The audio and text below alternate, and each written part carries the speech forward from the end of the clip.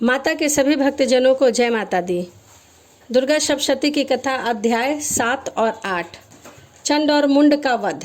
महर्षि मेघा ने कहा, दैत्य की आज्ञा पाकर चंड और मुंड चतुर्गिनी सेना को साथ लेकर हथियार उठाए देवी से लड़ने के लिए चल दिए। हिमालय पर्वत पर पहुंचकर उन्होंने मुस्कुराती हुई देवी को, जो सिंह पर बैठी हुई दिखाई दे रही थी, जब असुर उनको पकड़ने के लिए तलवार लेकर उनकी ओर बढ़े और अंबिका को उस पर बड़ा क्रोध आया और क्रोध के मारे उनका मुख काला पड़ गया, उनकी भृकुटियां चढ़ गई और उनके ललाट में जो अत्यंत भयंकर तथा अत्यंत विस्तृत मुख वाली लाल आंखों वाली काली प्रकट हुई, जो कि अपने हाथों में तलवार और पास लिए हुए थी। वो विचित्र खड़क धारण किए हुए थी तथा चीते के चमड़े की साड़ी पहनकर नर और मुंड की माला पहन रखी थी। उनका मांस सूखा हुआ था और शरीर केवल हड्डियों का ढांचा था, जो भयंकर शब्द से दिशाओं को पूर्ण कर रही थी तथा वह असुर सेना पर लूट पड़ी और दैत्य को भक्षण करने लगी।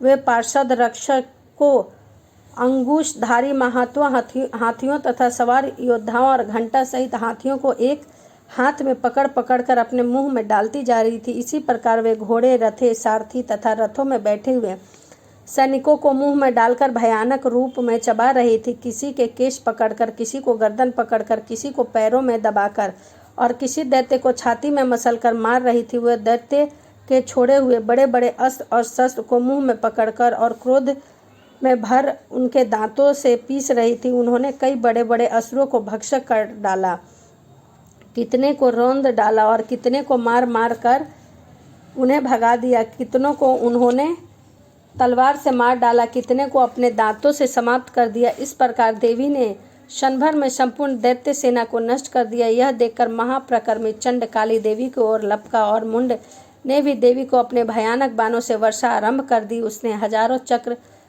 देवी पर छोड़े। उस समय चमकते हुए बाण और चक्र देवी के मुख से प्रविष्ट हुए इस प्रकार दिख रहे थे, जैसे बहुत से सूर्य मेघों की घटा से प्रविष्ट हो रहे हैं। इसके पश्चात भयंकर शब्द के साथ काली ने अत्यंत जोश से भरकर विराट अट्टहास किया। उनका भयंकर मुख देखा नहीं जाता, उनके मुख में श्वेत दांतों की पक्ति चमक रही थी। फिर उन्होंने तलवार हाथ में लेकर हूँ शब्द को कहकर चंड के ऊपर आक्रमण किया। उनके केशों को पकड़ कर उसका सिर काट कर अलग कर दिया। चंड को मरा हुआ देखकर मुंड देवी की ओर लपका, परंतु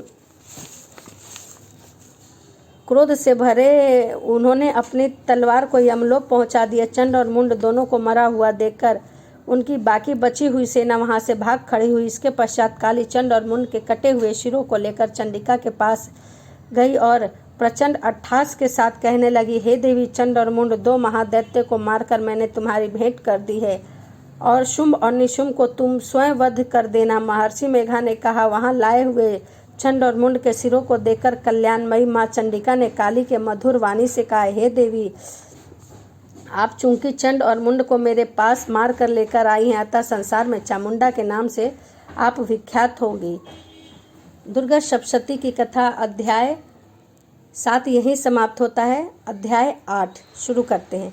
रक्त बीज का वध। महर्षि मेघा ने कहा, चंड और मुंड नामक असुरों को मारे जाने पर और बहुत सी सेनाओं को नष्ट हो जाने पर असुरों का राजा प्रतापी शुंभ ने क्रोध युक्त होकर अपनी संपूर्ण सेना को युद्ध के लिए तैयार होने की आज्ञा दी। उसने कहा, अब उद्धायुक्त नामक 86 असुर सेनापति अपनी सेना के साथ युद्ध के लिए जाएं और कंबू नामक 84 सेनापति भी युद्ध के लिए जाए। कोटिवीर नामक 50 सेनापति और धूम्रलूक नाम के 100 सेनापति प्रस्थान करे। कालक, द्रोहद, मौर्य और कालके के दैत्य भी मेरी आज्ञा से सजकर युद्ध के लिए कूच करे। भयानक शासन करने वाला असुर का स्वामी शुंभ इस प्रकार आज्ञा देकर बहुत बड़ी सेना के साथ युद्ध के लिए चला। उसकी सेना को अपनी ओर आता देखकर चंडिका ने अपने धनुष की टंकार से पृथ्वी और आकाश के बीच में भागों को गूंज दिया। हे राजन, इसके पश्चात देवी के सिंह ने दहाड़ना आरंभ कर दिया और अंबिका के घंटों के शब्द से उस ध्वनि को और भी बढ़ा दिया। धनुष की टंकार, शेर की दहाड़ और घंटे के शब्दों से पृथ्वी और आकाश के बीच का भाग गूंज उठा। इसके साथ ही देवी ने अपने मुख को और भी भयानक बना दिया। ऐसा भयंकर शब्द को सुनकर राक्षसी सेना ने देवी तथा सिंह को चारों ओर से घेर लिया। हे राजन, उस समय दैत्य के नाश के लिए और देवताओं के हित के लिए ब्रह्मा, विष्णु, शिव, कार्तिकेय, इंद्र तथा आदि देव शक्तियों ने अत्यंत पराक्रम और बल से संपन्न थे। उनके शरीर से निकाल कर उसी रूप में चंडिका देवी के पास गई। जिस देवता का जैसा रूप था वैसा आभूषण थे और जैसा वाहन था वैसा ही रूप, आभूषण और वाहन लेकर उन देवताओं की शक्तियां दैत्य के साथ युद्ध करने के लिए आई। हंस युक्त विमान में बैठकर और रुद्र की माला तथा कमांडो धारण करके ब्राह्मणी की शक्ति ब्राह्मणी आई। वृषभ पर सवार होकर हाथ में त्रिशूल लेकर महानाग का कंकाल पहनकर चंद्र रेखा से भूपित होकर भगवान शंकर की शक्ति महेश्वरी आई। मयूर या आरूढ़ होकर हाथ में शक्ति लिए दैत्य के युद्ध करने के लिए कार्तिकेय जी की शक्ति उन्हीं का रूप धारण करके आई। भगवान विष्णु की शक्ति गरुड़ पर सवार होकर शंख, चक्र, गदा, धनुष तथा हाथ में लिए हुए आई। श्री हरि की शक्ति वाराहनी वाहन शुकर का शरीर धारण करके आई और नरसिंह के समान शरीर धारण करके उनकी शक्ति नरसिंह भी आई। उनकी गर्दन के झटकने से आकाश के तारे टूट पड़ते थे। इसी प्रकार देवराज इंद्र की शक्ति ऐद्री भी ऐरावत के ऊपर सवार होकर आई। इसके पश्चात उन देव शक्तियों से घिरे हुए भगवान शंकर ने चंडिका से कहा, मेरी प्रसन्नता के लिए तुम शीघ्र ही इन असुरों को मारो। इसके पश्चात देवी के शरीर में से अत्यंत उग्र रूप वाली और सैकड़ों गिद्रियों के आवाज आवाज़ करने वाली चंडिका शक्ति प्रकट हुई। उस अपराजिता देवी में धूमिल जटा वाले भगवान श्री शंकर जी ने कहा, हे प्रभु, आप मेरी ओर से दूत बनकर शुंभ और निशुंभ के पास जाइए और उन अत्यंत गर्विले दैत्य से कहिए तथा उनके अतिरिक्त और भी जो दैत्य हैं वहाँ युद्ध के लिए उपस्थित है उनमें से कहिए, जो तुम्हें अपने जीवित रहने की इच्छा हो तो त्रिलोकी का राज इंद्र को दे दो। देवताओं को उनका यज्ञ भाग मिलना आरंभ हो जाए और तुम लोग पाताल को लौट जाओ। किंतु यदि बल पर गर्व से तुम्हारी लड़ने की इच्छा है तो फिर आ जाओ। तुम्हारे मांस से मेरी योग्य इंद्रियां तृप्त होगी, क्योंकि उस देवी ने भगवान शंकर को दूत के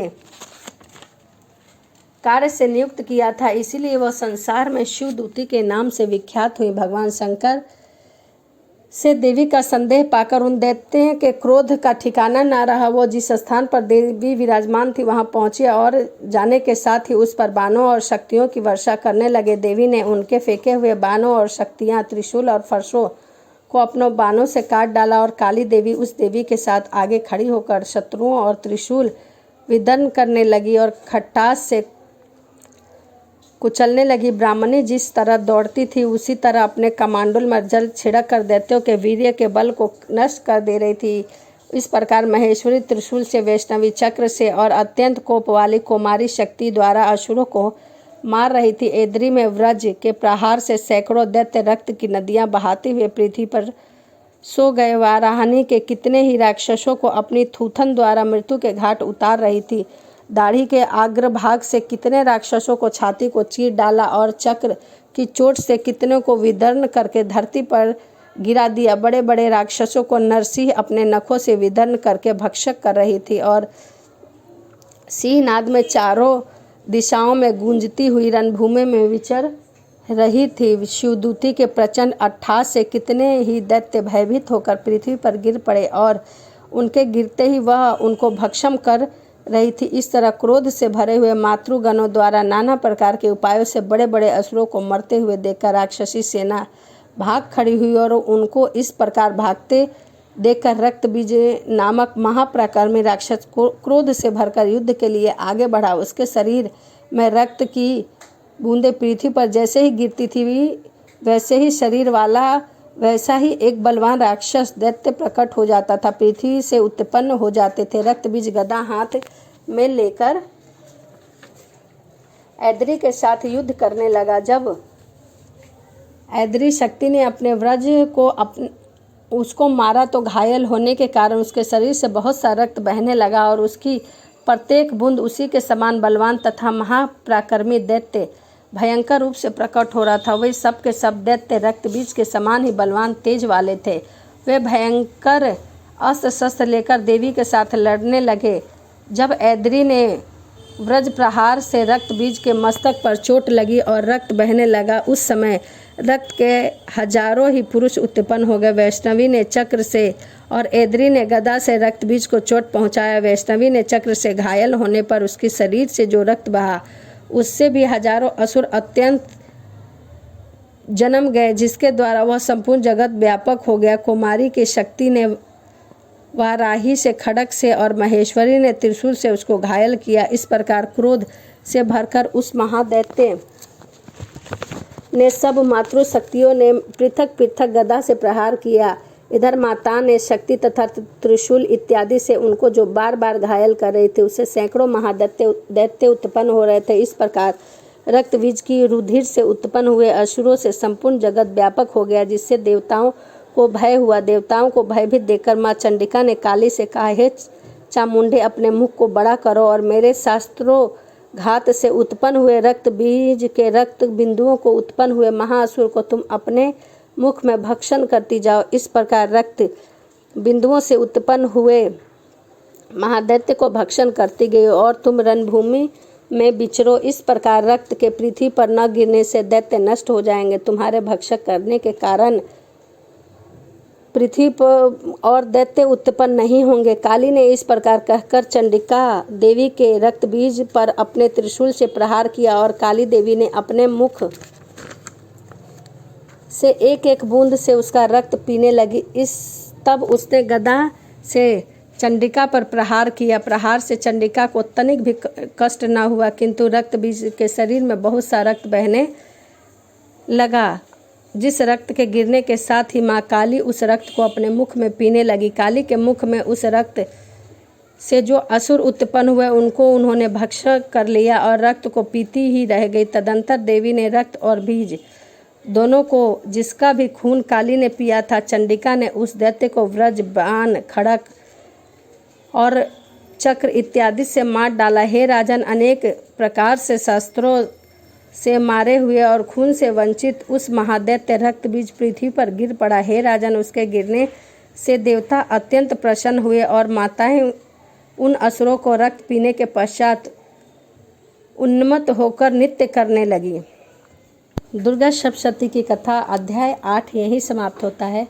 अगली वीडियो में मैं आपके साथ अध्याय 9 और 10 शेयर करूंगी, तो इसी के साथ मिलते हैं अगली वीडियो में।